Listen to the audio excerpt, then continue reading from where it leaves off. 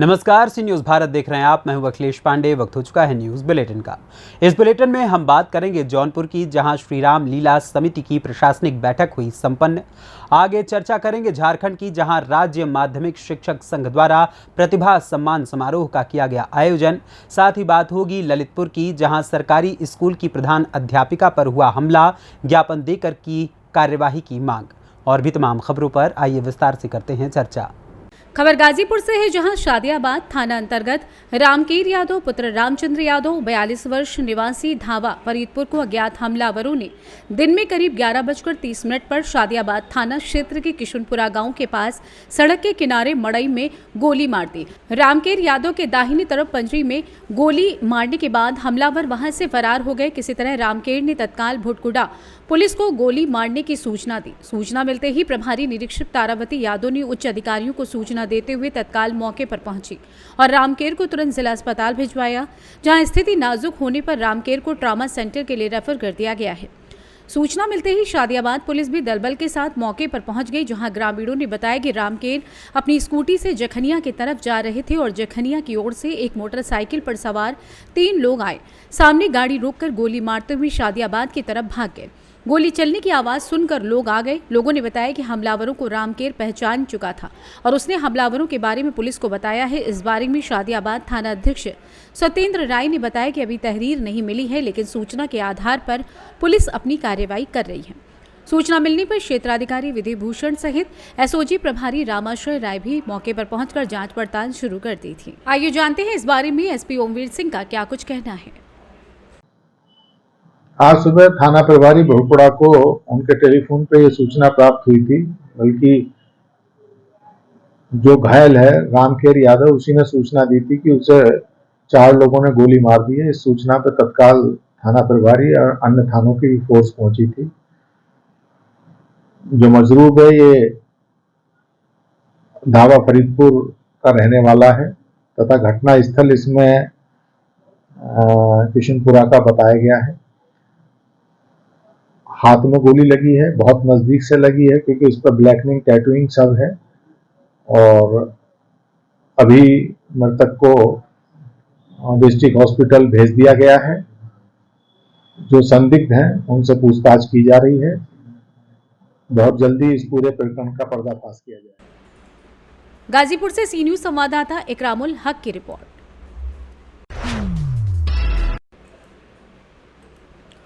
खबर जौनपुर से है, जहां जौनपुर जिला अंतर्गत शाहगंज में श्री राम लीला समिति की प्रशासनिक बैठक को संबोधित करते हुए विधायक रमेश सिंह ने कहा कि नगर की रामलीला, दशहरा और भरत मिलाप को देखने के लिए काफी दूर से लोग आते हैं, जो हमारे नगर की संस्कृति को भी देखते हैं।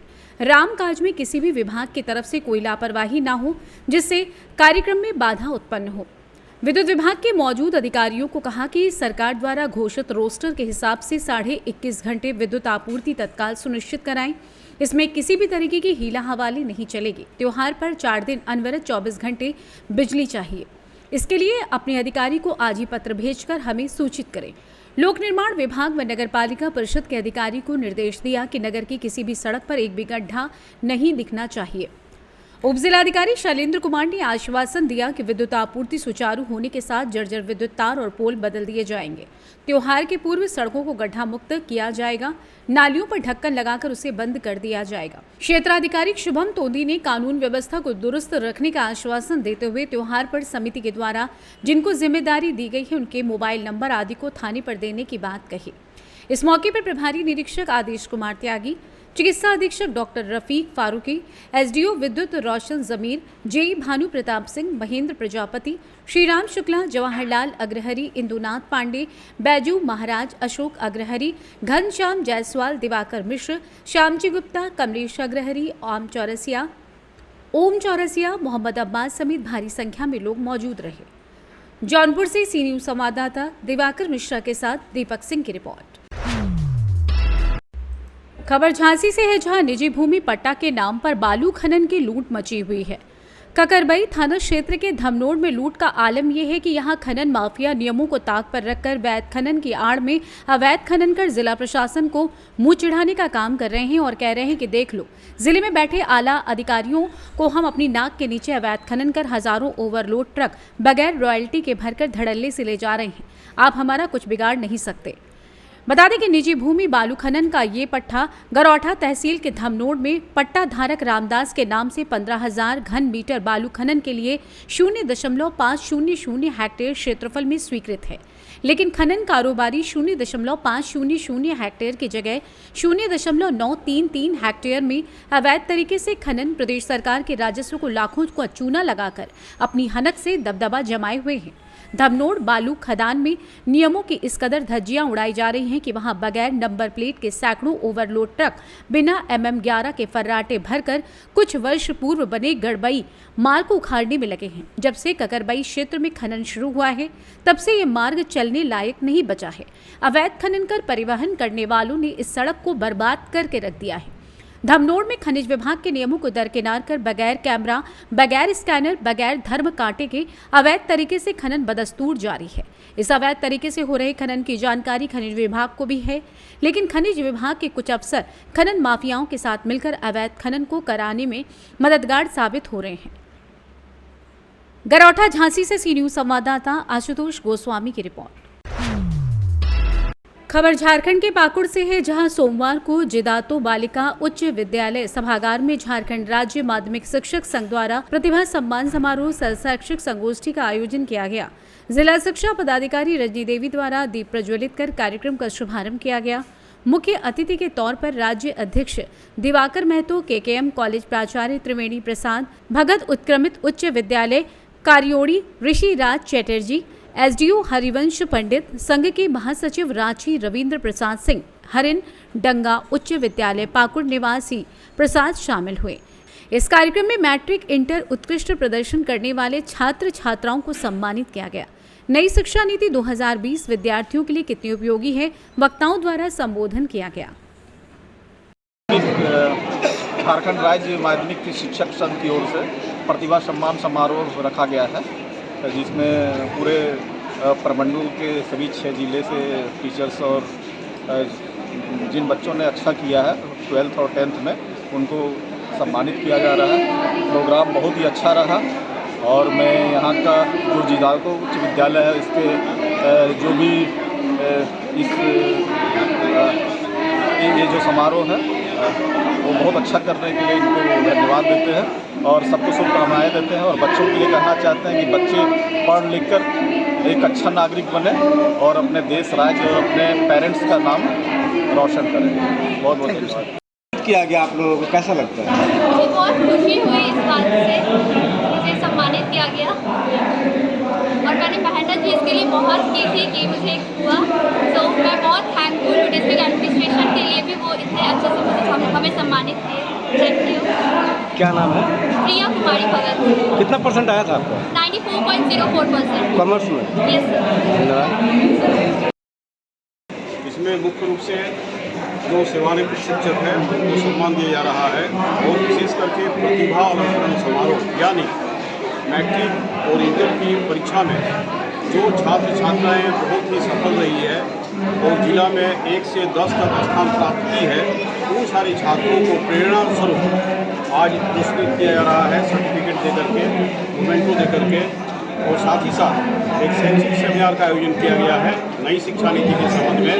मुख्य रूप से उद्देश्य सेमिनार का ये है कि हम छात्रों को कैसे उचित शिक्षा दें। आज के समय के परिप्रेक्ष्य में आज समय जो परिवर्तन हो रहा है उसके साथ साथ शिक्षा में भी परिवर्तन होना बहुत ही आवश्यक है। इसीलिए यह सेमिनार का आयोजन किया गया है कि शिक्षक तंदुरुस्ती के साथ जो शिक्षक में प्रतिभा है उन सारे प्रतिभाओं को छात्रों को समर्पण की भावना से हम कैसे दे सकें, क्योंकि शिक्षकों को विश्वास है समाज बदलने का सबसे बड़ा अस्त्र है शिक्षा। शिक्षा के बिना कोई विकास संभव नहीं। यही आज का इस सेमिनार का मुख्य उद्देश्य है।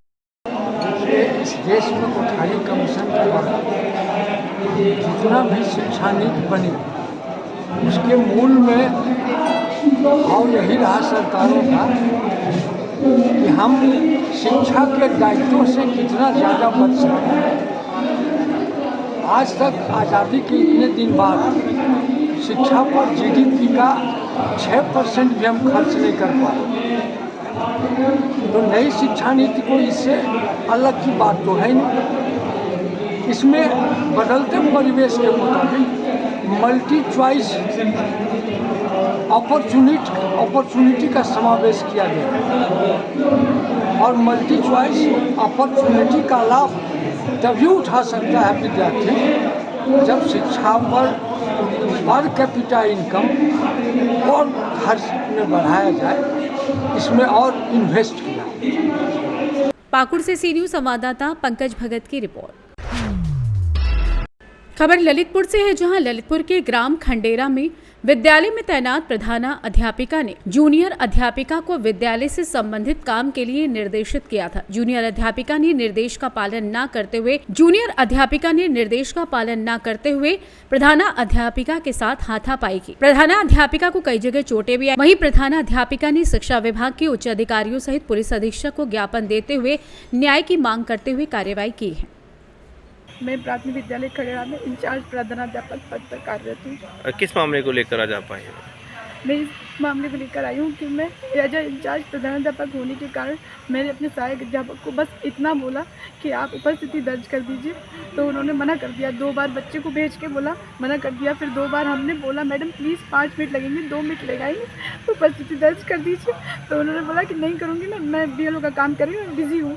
तो उसके बाद में मैं कैमरा लेके गई उनके सामने और मैंने कैमरे में इसलिए कैद करने की कोशिश की क्योंकि वो पलट जाएंगी कल को, इसलिए। तो सामने से कैमरे से हमने बोला कि मैम आप बताइए आप उपस्थिति लगा रही हैं कि नहीं लगा रही हैं। तो तुरंत मेरा मोबाइल जो था वो पूरा ऐसे पकड़ के हाथ पूरा पीछे मोड़ दिया और इतनी कस के पकड़ा कि ये हाथ में इतनी चोट आई है और पूरा कस के पकड़ के फाड़ दिया पूरा।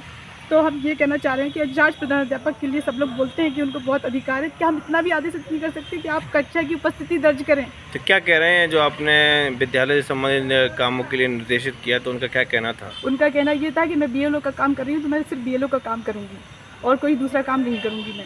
ये उनका कहना कथन है उनका, ये कथन है उनका। वो कल भी उन्होंने अटेंडेंस नहीं लगाई थी, तो हमने इसलिए बोला है क्योंकि पेपर आने वाला है सर।